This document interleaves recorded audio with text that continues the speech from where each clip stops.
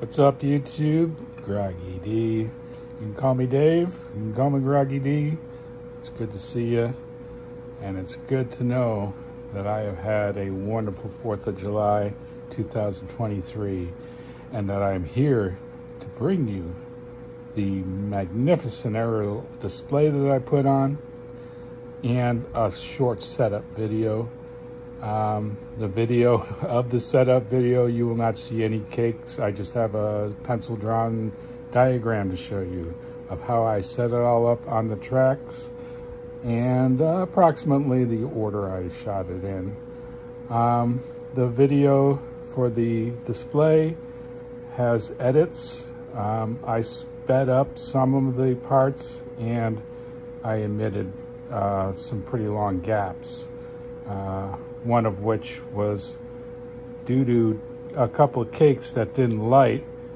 So you should have been seeing comet tails while I was shooting off other ball shells and stuff. You're really gonna like this, I know that. So let's get to the part with the diagram. Also, just it was a very good 4th of July season for me.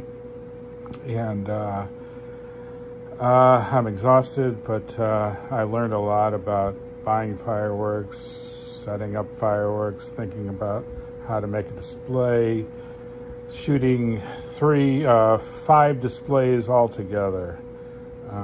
Well, one was just shells. I wouldn't call that a display. So 4. It was pretty crazy and fun, and I was by myself. I wish some more people would have seen this in person.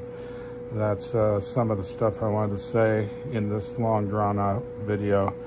Feel free to skip to the dark section because that's when the lights start coming. Groggy D. All right, some things here. We can pause if you want to read all the things in the display, but it's gonna have some strange words you're not gonna understand here. And then you can even dissect this crazy drawing with the railroad tracks and all the stuff set up. On the 4th, I had a small pickup of stuff: an Imaginarium fountain, some neon nights, Happy Family ball shells, 12 of them. Some of these are in the display. I brought Stinger rockets. I forget the name of the brand. It's an off-brand. They turned out to be standard rockets. I've got a popcorn and Desert at Night hybrid fountains I bought. Bought that all on the 4th of July when I was getting stuff in Bonita Springs. So I went back to the firepower tent. If you know my land here, I've got railroad tracks. These tracks are mounded up above the water level that forms in the summer, and so I've got kind of a slope on the sides here, but then it flattens out to kind of a tilted, flattened out sandy area where I can also set up a couple more stations. Stations were divided into 4 sections, I guess you could say. You're kind of seeing the square here, the diamond maybe. Anyways, there was 2 what I call durations sections, 2 and 3 in the off the tracks, and then there were 3 sections on the tracks. Section 1 was duration cakes and my 10-shot rack, part of which was duration. And then on this side, I did what I call DJ. In other words, I can pick and choose samples to fire on this side while this side is going. I'm hands-free over here, and hands-free to do this over here. The Groggy D 16-shot workstation rack is on this side. So I got 2 racks that anchor the sides. I did not have my Kodiak Bear rack anywhere. I used that for demos only. It worked fine, even with the old tubes plus 1 HDPE tube replaced. The things that were also in these sections were satellite missiles in the long duration sections.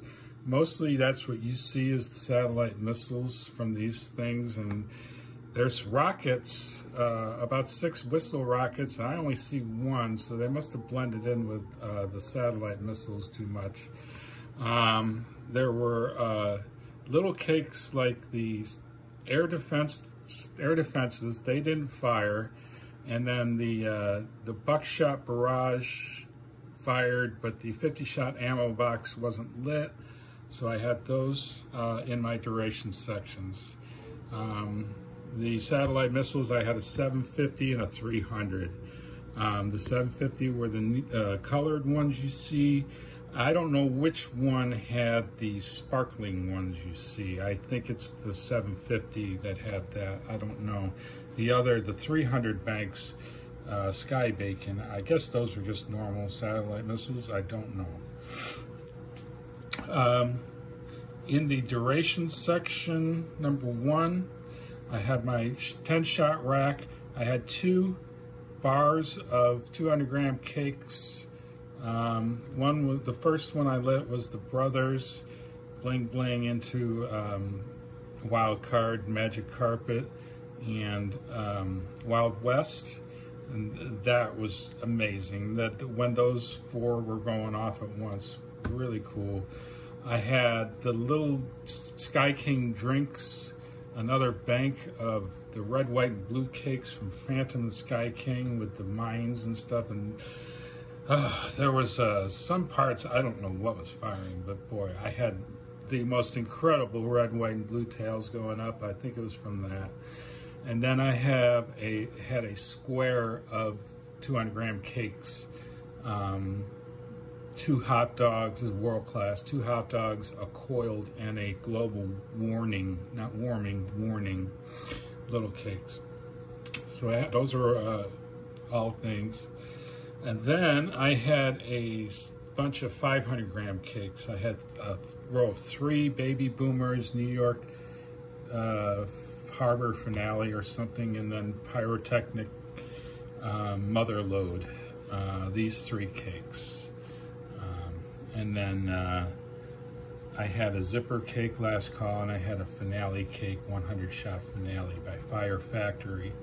So that's it. Raptor, one other cake that I had.